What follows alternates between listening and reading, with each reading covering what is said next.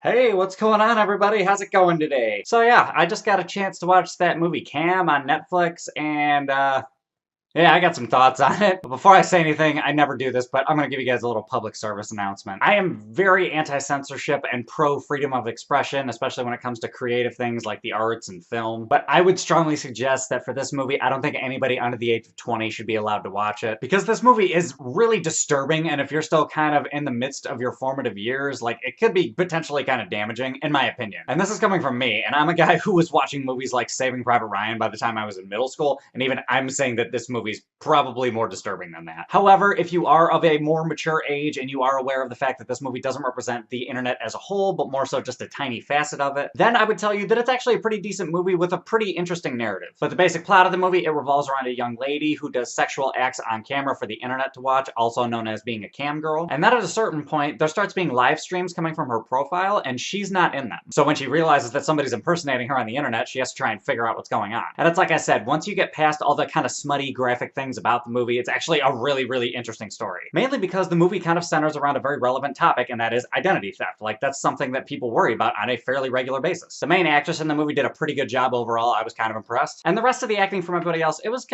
for the most part, it was pretty good, but there was one girl that kind of really overdid it for me. But ultimately, that girl that overacted, she also helped serve the purpose of playing up the idea that all these girls are kind of competitive, and she just kind of represented the more catty side of it, and it got a little annoying after a while. The creepy, weird kid from 13 Reasons Why is in the movie, and he's not bad, but he didn't have a whole lot to do in the movie, so that's not saying a whole lot. And there's a couple of unsettlingly creepy dudes in the movie, as I kind of anticipated. And one other thing that was interesting was this movie kind of conveyed the idea of, like, instant gratification via the internet. And I could kind of relate to that because, you know, I have this YouTube channel, and I'm constantly checking the analytics, and I can see, like, what works and what doesn't, likes, dislikes, all that other shit. And the movie actually used that instant gratification as, like, a method of creating suspense. I thought that was kind of cool. But far and away, the very best part about this movie was the whole build-up as well as the actual third act of the movie. Not necessarily the ending, though, but everything that built up to the overall climax of the original narrative, that was all really well done, I thought. And the whole last third of the movie, I didn't see any of that shit coming, nor did I know exactly what was going to happen next. But again, the very ass end of the movie, I'm really not sure how I feel about it because it left a few unanswered questions. And on top of that, I'm pretty sure a few minutes ago, I might have come up with a significantly better idea for an ending, and I'm a terrible writer, so I don't know what that says about this movie. But at the same token, the end did kind of make sense. I understood what they were trying to convey with that particular ending. Because in all fairness, it could have went way off the fucking rails and been something way more ridiculous than it actually was. But in the end, guys, overall, it was a pretty solid movie, but it's very evident that this movie is not for everybody, and there are some things that could have been improved upon. So with all that being said, I think for a score out of 10, I think I'm gonna give it a 7.3.